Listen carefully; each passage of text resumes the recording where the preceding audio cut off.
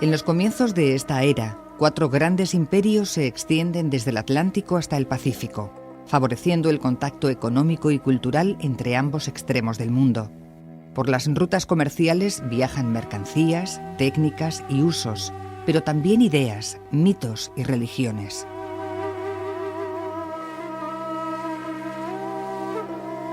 Desde el siglo III, estos grandes imperios se ven amenazados por las crisis internas y las invasiones.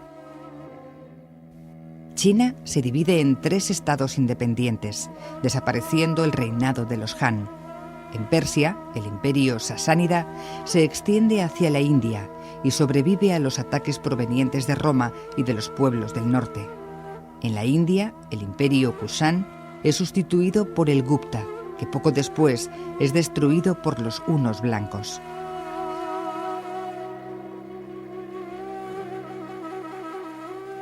En Roma, las amenazas externas se suman a un largo periodo de inestabilidad política, económica y religiosa que lleva a Diocleciano a dividir el imperio en 2 partes, gobernadas por 4 emperadores. Ya en el siglo IV, Constantino emprende grandes reformas para lograr la estabilidad y continuidad del Imperio Romano.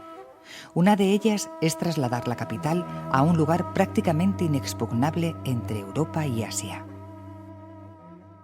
La ciudad de Constantinopla se funda sobre la antigua Bizancio, colonia griega, situada en el estrecho del Bósforo, un punto de encuentro de Europa con Asia, es un lugar estratégico entre Oriente y Occidente, y cuando Constantino lleva allí la sede imperial es por necesidad esencialmente estratégica, porque en Roma queda lejos de los frentes de operaciones militares a que obliga la presión de los bárbaros germánicos próximos al río Danubio, en Europa central, y los persas próximos al río Éufrates, ya en territorio asiático. El Imperio Romano se extendía por toda el área mediterránea, pero su parte oriental era más rica, culta y poblada por ser heredera de las culturas antiguas de Egipto, Creta, Grecia, Anatolia y Oriente Medio.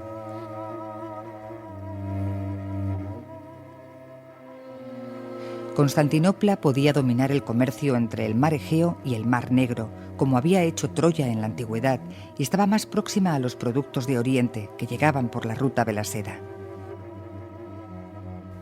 Gracias al apoyo imperial, el control administrativo y comercial la convirtió en poco tiempo en la ciudad más importante del imperio.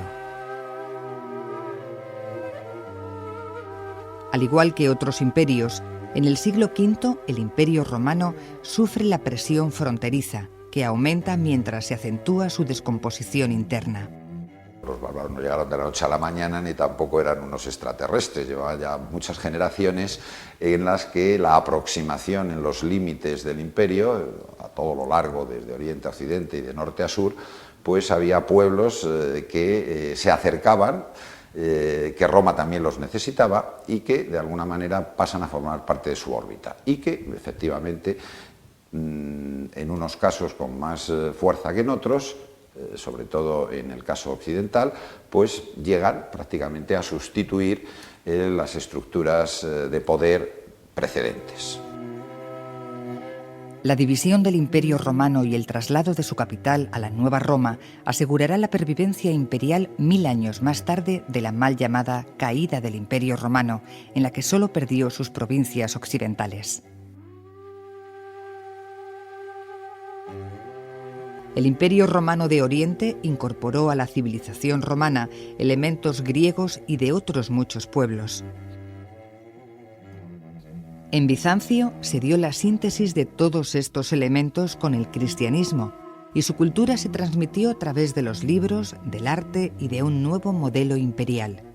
Su influencia desbordó sus fronteras y continuó en otros países y culturas, llegando hasta nosotros.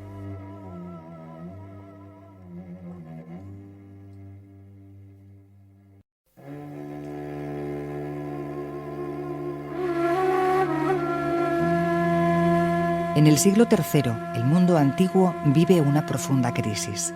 En las últimas épocas han caído los valores culturales y sociales y el materialismo impera.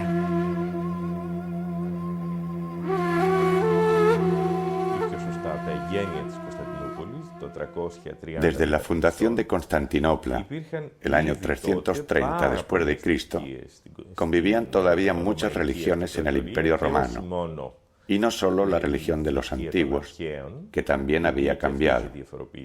Pero repito, había muchas más, místicas, tradicionales, otras con influencias egipcias y la religión cristiana. El cristianismo se hacía cada vez más fuerte, eso es cierto, pero también es cierto que las religiones antiguas se desmoronaban poco a poco con el tiempo.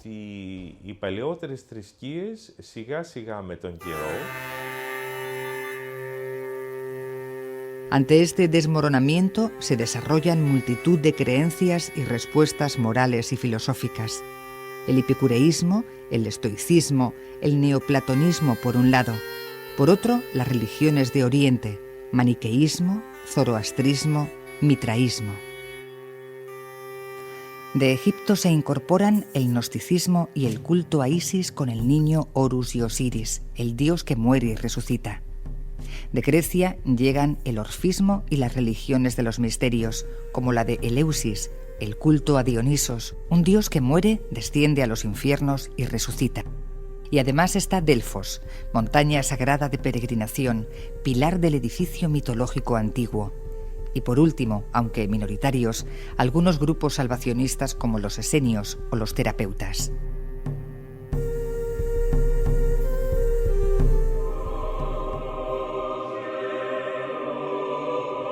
Uno más en este mosaico de creencias, el cristianismo, se extiende rápidamente por su carácter apostólico, por transmitir una nueva esperanza a los humildes y desheredados, por sus valores de perdón y mayor humanidad.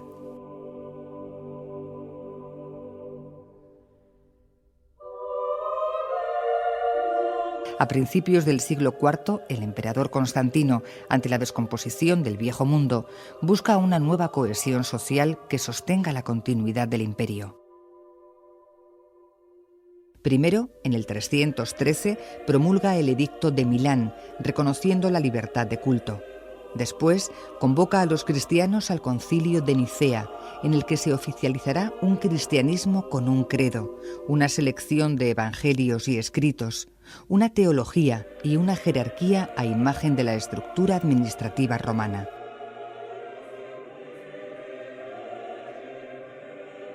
Esta nueva religión oficial de corte imperial es la síntesis de antiguos cultos con profundas y diversas raíces en el lejano pasado, del que toma los elementos de mayor aceptación. Posee una gran capacidad de adaptación, absorbiendo los mitos, cultos y tradiciones de los lugares a los que llega.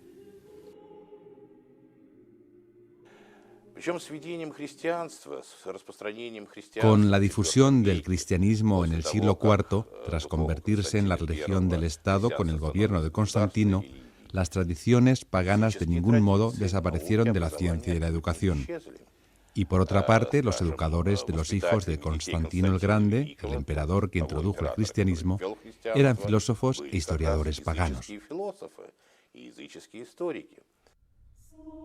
Parte de la cultura clásica de los gimnasios y el culto por la belleza corporal, el teatro clásico y la poesía va siendo sustituida por la nueva cultura de los textos sagrados. Paralelamente, en el desierto egipcio, pequeñas agrupaciones de eremitas se van desarrollando y ya en el siglo IV forman comunidades estructuradas y con reglas. Este será el germen de las órdenes monásticas, que con fuerte desarrollo prosperarán en Occidente y en Oriente. En los siglos venideros serán una de las columnas de las estructuras sociales.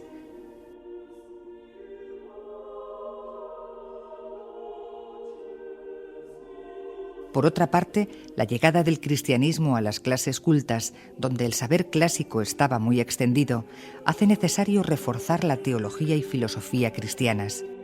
Esta tarea fue llevada a cabo por los padres de la Iglesia que se sirven de las argumentaciones de la filosofía helénica y del neoplatonismo alejandrino.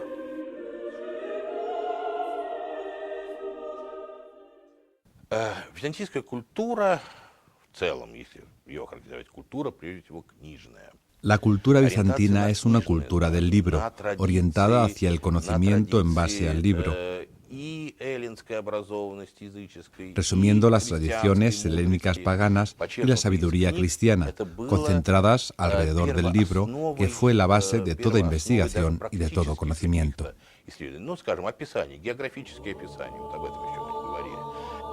Aunque existió también una importante cultura oral, Bizancio se asienta en la cultura escrita. El conocimiento del griego clásico permitió el estudio y la conservación de los textos de la antigüedad. Bizancio ha sido visto siempre como transmisor de la cultura clásica, y lo ha sido de verdad, pero en los límites de una élite. Esta élite ha contribuido de manera determinante a transmitir los textos antiguos, los grandes clásicos de la antigüedad, desde Homero a Demóstenes, desde Hesíodo a Lisias y a tantos otros autores de la antigüedad hasta prácticamente la Edad Moderna.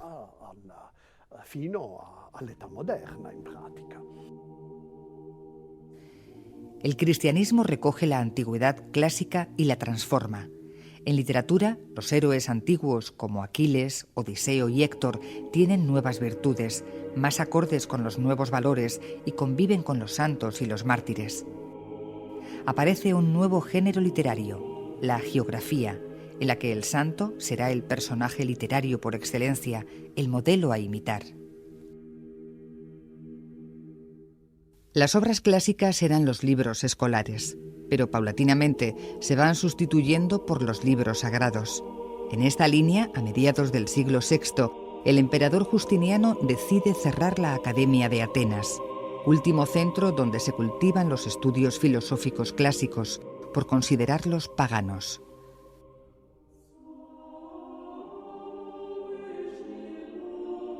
Tras unos siglos llamados oscuros, en el siglo IX comienza una recuperación política, económica y cultural.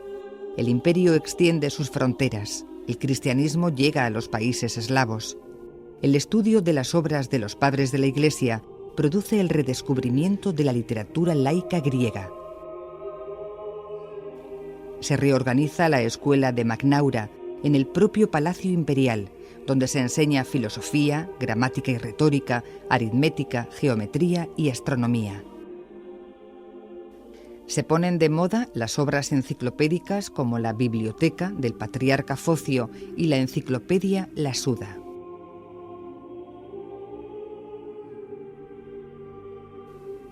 La filosofía, la historia, la ciencia y la literatura vuelven a copiarse, ahora masivamente gracias al empleo de la escritura minúscula, y Bizancio se siente orgulloso de ser heredero de la cultura griega antigua, solicitada también por los árabes.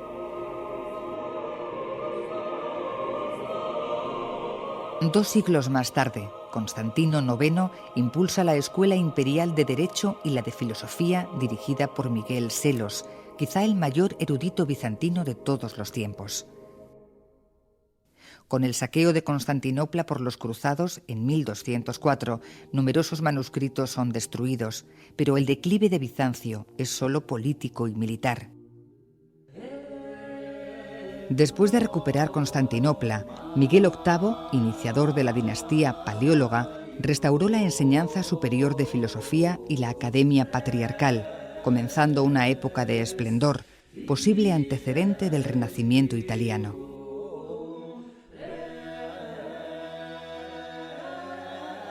Un foco intelectual muy interesante y original de los últimos años fue el de Mistra. A partir de 1300, Bizancio pareció recobrar todo su impulso. Entre los siglos XIII y XV aparecen eruditos como Máximo Planudes, Teodoro Metoquites, Barlaán de Calabria y Jorge Gemisto Pletón, cuyos amplios conocimientos los convierten en verdaderos hombres renacentistas. Arquitectura, mosaici, frescovая decoración. La arquitectura, el mosaico, los frescos, los iconos, el arte de las pequeñas formas y muchas otras producciones artísticas componían un mundo colosal que ocupaba un lugar importantísimo en la civilización bizantina en su conjunto y en particular en el conocimiento y la educación. Совершенно важнейшее место занимала именно в византийской цивилизации в целом, и в том числе в просвещении, в познании.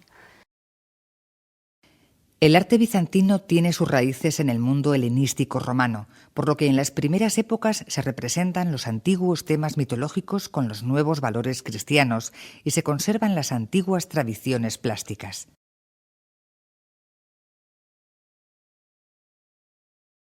Santa Sofía, edificada en el siglo VI durante el reinado de Justiniano, fue durante 1000 años la mayor iglesia cristiana hasta la construcción de San Pedro en Roma.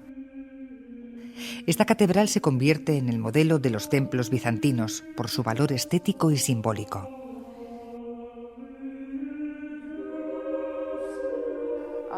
Для современников, конечно, это было просто как одно из чудес света. Puede ser considerada una de las grandes maravillas de la humanidad.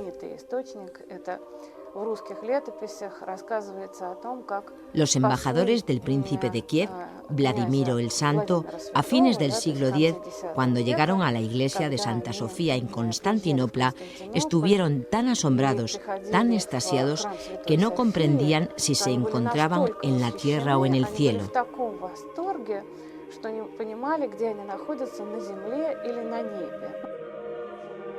La producción de iconos, pinturas en paredes o en madera, fue muy abundante.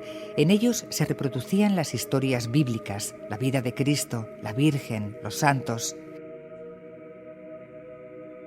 Inicialmente las figuras se representaban hieráticas, recordando el arte egipcio.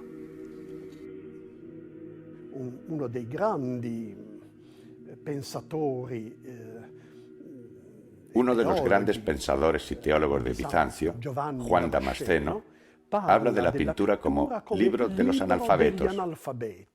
Así, los analfabetos, que no son capaces de leer ni de interpretar la doctrina cristiana a través de los escritos, podían, a través de la pintura y la figuración de las escenas sagradas, acercarse a la doctrina cristiana y recibirla. Así, la pintura era vista como un gran libro para los analfabetos. La pittura veniva vista come un grande libro per gli analfabeti. Entre los siglos VIII y IX, por decreto de los emperadores, denominados iconoclastas, se prohíben las representaciones religiosas y los iconos son sacados de los templos.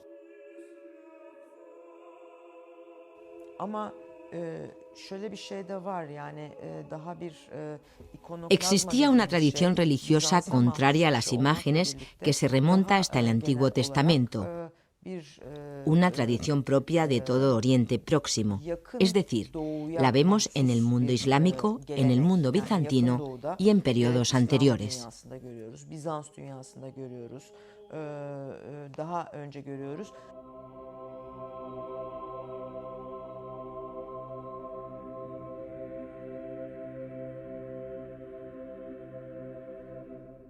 En los siglos siguientes, los emperadores y la Iglesia iniciaron una importante labor de mecenazgo. Se construyeron numerosas iglesias y monasterios y la producción artesanal raya el preciosismo. El arte bizantino es un arte anónimo en el que los artistas, conservando técnicas antiguas, lograron dar a los materiales utilizados un gran valor teológico. El oro, la plata, los mosaicos, esmaltes, los mármoles pulidos y las piedras preciosas producían irradiaciones que representaban la luz divina.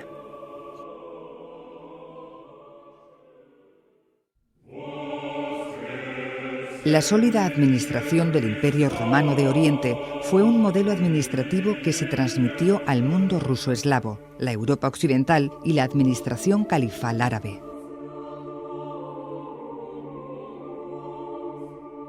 La capacidad constructiva del imperio fue fundamental en su supervivencia.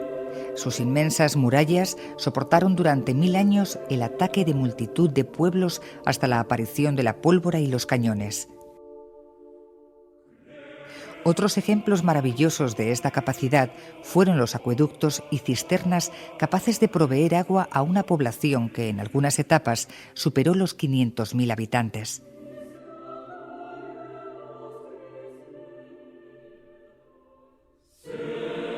Estos pueblos que fracasaron en las murallas intentaban conquistar el mito y el sueño que era Constantinopla, la ciudad de oro.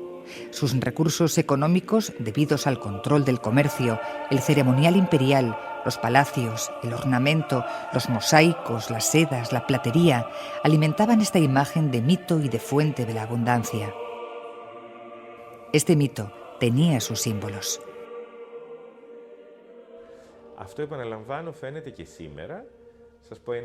En la bandera actual de Rusia figura el águila bicéfala, que es el símbolo de Bizancio, y los rusos la han adoptado considerando que son, y hasta un punto lo son, herederos de Bizancio, que el imperio ruso es herencia bizantina. Y no solo Rusia, otros países tienen también como símbolo al águila bicéfala, considerando que tienen raíces en el imperio bizantino.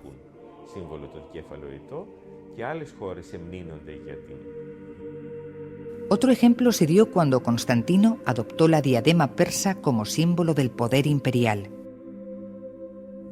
Con este acto marcó un modelo que fue evolucionando hasta las coronas reales que ostentaron todas las monarquías. Entonces en Toledo se estableció todo lo que se llama la imitatio imperii, es decir, toda una intención de imitar lo que pasaba en Constantinopla, y de hecho Toledo a finales del 6, principios del 7 era pues una copia de la corte imperial que estableció Constantino en esa ciudad, y es esa idea imperial que se mantiene en Oriente la principal línea y la principal referencia que se utiliza o que cala en Toledo y en Hispania. Pues evidentemente que hay un mundo común, hay una cultura común en torno al Mediterráneo, en la que, pues quien dicta los cánones, quien dicta las modas, evidentemente es el imperio. Pero quizá la aportación más importante en este campo fue el derecho romano, gracias a las compilaciones de los emperadores Teodosio y Justiniano, que se conservaron y se distribuyeron. Estas compilaciones son la verdadera piedra angular de los derechos de las naciones europeas y americanas.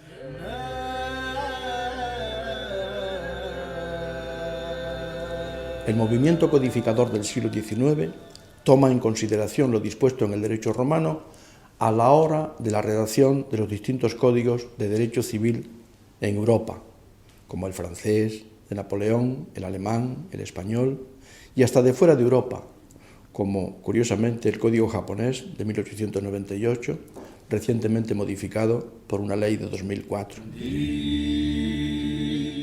La influencia de Bizancio se puede seguir hasta hoy. La cultura y el modelo bizantino se difundieron por varias vías.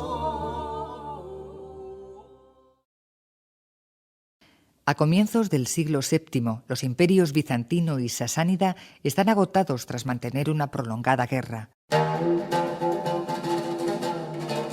Las rutas comerciales alejadas de las zonas de conflicto se fortalecen, como es el caso de la zona árabe con centro en la Meca. En esta circunstancia, los árabes y su nueva religión, el Islam, se expanden rápidamente por Oriente hasta la India y por Occidente hasta España. El Islam ocupa territorios del Imperio bizantino poblados con numerosas comunidades cristianas que contaban con artesanos, administradores, escribanos y todo tipo de especialistas bizantinos.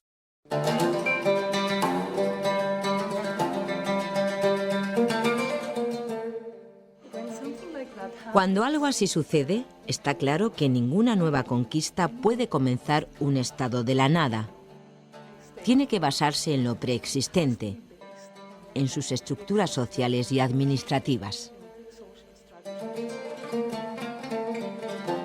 En los primeros tiempos, la oración se orientaba hacia Jerusalén, ya que se consideraba a Mahoma el último de los profetas judíos. El precepto de no representar figuras humanas impedía la realización de iconos. En el Islam prevalece la difusión oral y escrita. Se vuelve la mirada hacia el saber clásico helenístico, como siglos después ocurrirá en el Renacimiento europeo. Pero a diferencia de este, los árabes no toman la literatura o el teatro, sino que se interesan por la filosofía y la ciencia exclusivamente.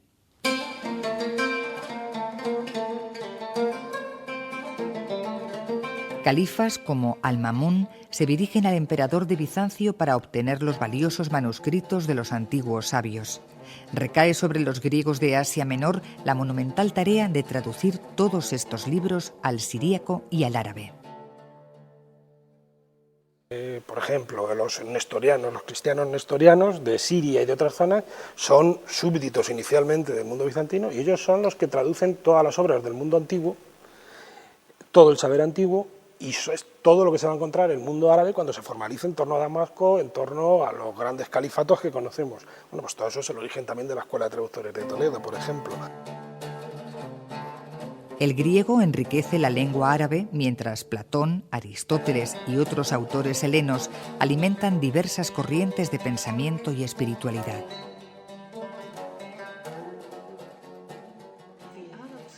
Los árabes o los musulmanes no recibieron la herencia clásica griega en vacío, en una cápsula del tiempo.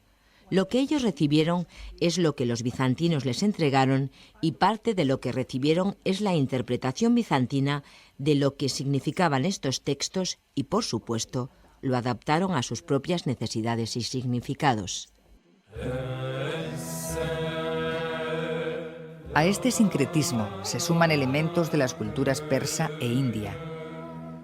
Se ha creado una cultura universalista integrando la ciencia y la filosofía griegas en una concepción musulmana del mundo.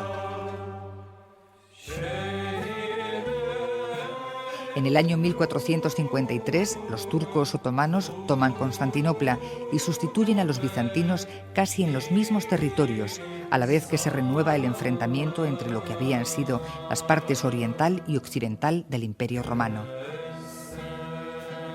Constantinopla se convierte en el centro multiétnico de una nueva civilización que recoge las tradiciones turco-mongolas, islámicas y bizantinas.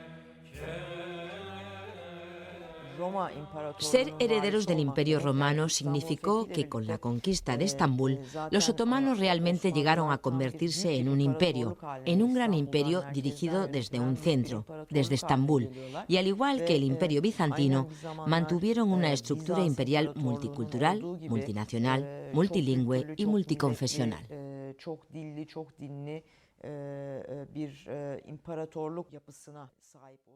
Bizancio ocupa una función absolutamente esencial. La política inteligentísima iniciada por los emperadores bizantinos y por la Iglesia oriental de atraer a estos pueblos nuevos que aparecían por la frontera del Danubio o venían de las estepas, da origen a toda una diplomacia misionera, que será en primer momento la evangelización de los eslavos en Centro Europa, en lo que es actualmente los países checos, Bohemia, Moravia, evangelizadas por los hermanos Cirilo y Metodio, pues, que eran, bueno, grecohablantes, pero también eslavófonos, con lo cual pues, eran bizantinos posiblemente, eslavos cristianizados y naturalmente helenizados en cuanto a la lengua de la liturgia que es griega, y que van a tratar de que estos nuevos pueblos en Centro Europa pues graviten en la órbita de Bizancio. Y se hace la evangelización de esos pueblos y se dota de escritura a la lengua de esos pueblos. Nace así el alfabeto cirílico. No el actual, sino el antiguo, el glagolítico. El alfabeto cirílico actual es un poco posterior, pero bueno, toma el nombre de Cirilo. La zona eslava en contacto con Bizancio se convierte en un área de influencia que se modela según los patrones del imperio. El influjo en el norte eslavo aumenta progresivamente y se expande hasta Rusia. Bizancio envía arquitectos y artesanos que participan en la construcción de monumentos como Santa Sofía de Kiev o las iglesias de la Anunciación y San Basilio en Moscú.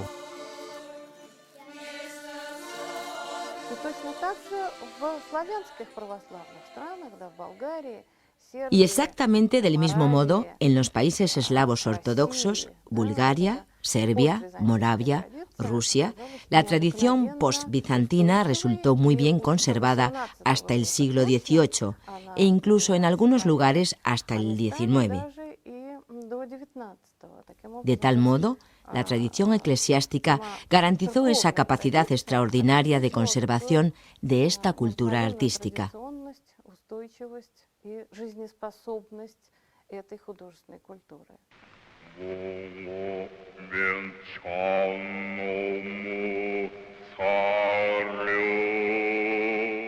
En Moscú, que se autodenominará la Tercera Roma, el zar se corona según el modelo y la simbología imperial.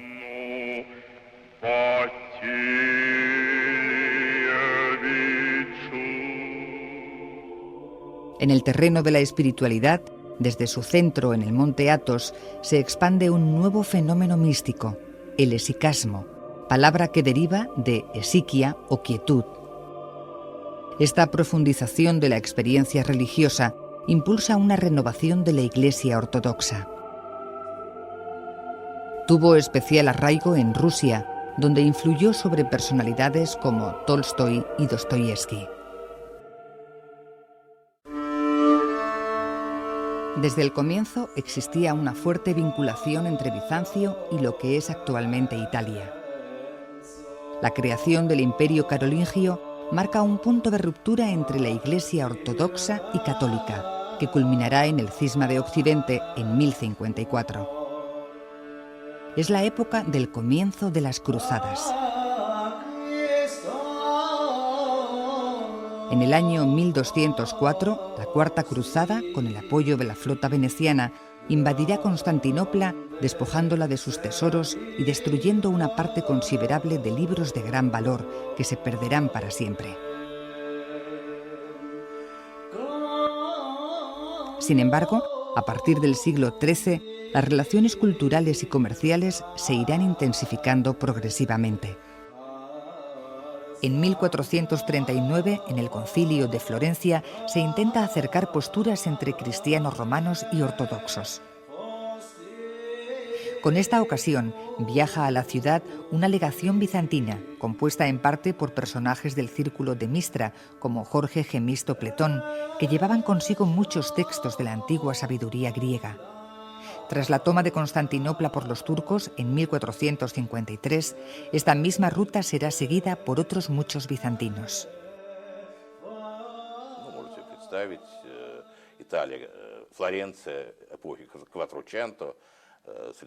Como puede imaginarse, en la Florencia del 1400 se concentraba lo mejor de la cultura europea de ese tiempo.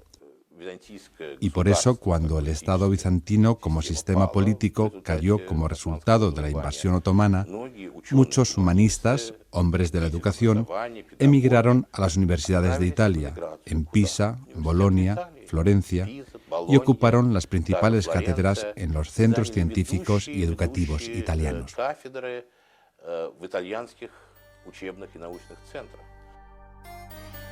Las traducciones de los textos griegos se multiplican. A partir de las enseñanzas de Jorge Gemisto Pletón, Cosme de Medici el Viejo funda en Florencia la Academia Platónica, que abordará la traducción de los textos de Platón, a los que se suman otros de origen alejandrino que versan sobre la tradición hermético-alquímica.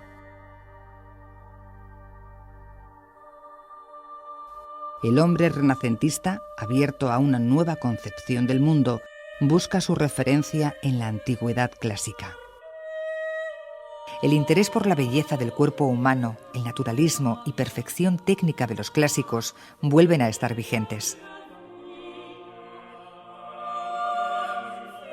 Regresan también los mitos griegos, que se instalan en el alma europea interpretados como alegorías de verdades profundas. El saber antiguo, que durante 1100 años los bizantinos habían conservado, alimenta las producciones de los humanistas del siglo XV. Todas las facetas de la ciencia, la espiritualidad y el arte europeos no podrán escapar a esta honda influencia.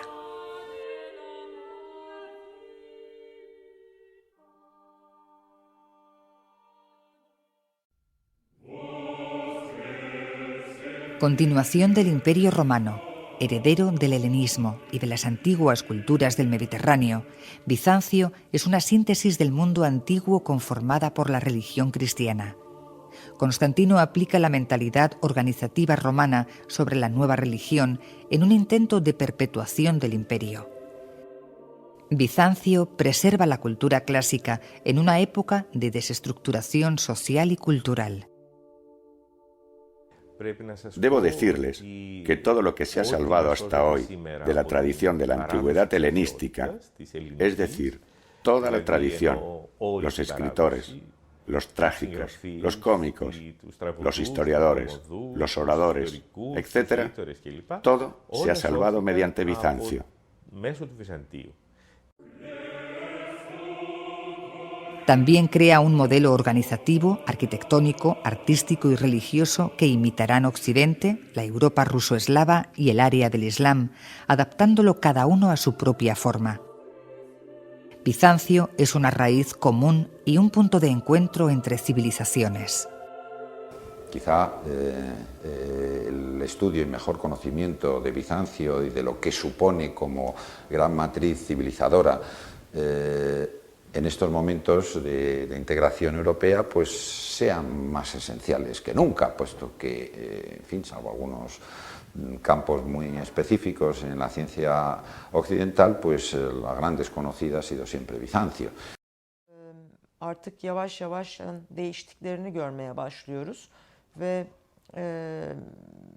En ambientes científicos vemos que se está desarrollando una tendencia según la cual se percibe a la Turquía actual como heredera, geográfica o culturalmente, del Imperio Bizantino y del Imperio Romano de Oriente, como una parte de su herencia cultural. Doğu Roma'nın varisi olarak görmek, kültürel mirasımızın bir parçası olarak gelme eğiliminin geliştiğini görüyoruz. La historia del Imperio Bizantino, salpicada de momentos de auge y decadencia, nos sirve para comprender y mejorar la historia actual, superando los nacionalismos y prejuicios que durante 500 años la han ocultado, tanto en Oriente como en Occidente.